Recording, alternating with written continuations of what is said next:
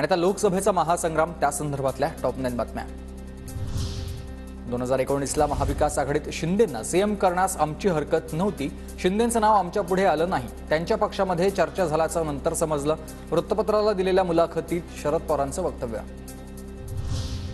पवारांनी शिंदेंच्या नावाविरोधात एक group active केला होता। शरद पवार यांच्या लोकसत्ता वृत्तपत्राला दिलेल्या मुलाखतीनंतर संजय शिरसाट यांचा गंभीर आरोप। भाजपच्या वरिष्ठांनीही आम्हाला संदेश पाठवला होता की एकनाथ शिंदे मुख्यमंत्री म्हणून चालणार नाहीत। संजय राऊतांची माहिती।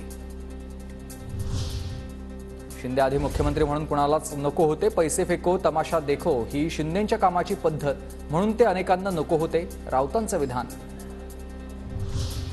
मबिया सरकार स्थापन होताना शिंदेंना मुख्यमंत्री करण्यास अजित पवार, सुनील तटकरे आणि वळसे पाटलांनीच विरोध केला।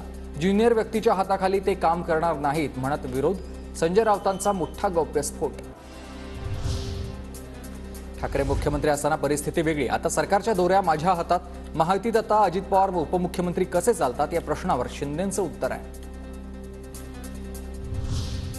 सुप्रिया आणि अजितमध्ये कधीही भेद केला नाही। उपमुख्यमंत्री पद, मंत्रीपद, विरोधी पक्षनेते पद दिलं। पक्षात काम करण्याची संधी मिळाली नाही ही अजित पवारांची ओरड निरर्थक।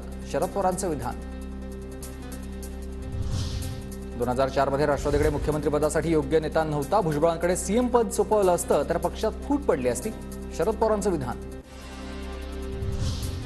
मला मुख्यमंत्री केलं असतं तर 2004 मध्ये राष्ट्रवादी फुटली असती असं पवार का बोलले माहीत नाही। भुजबळांचं हे वक्तव्य आहे। तर अजित पवार नवखे होते हे बरोबर असंही विधान।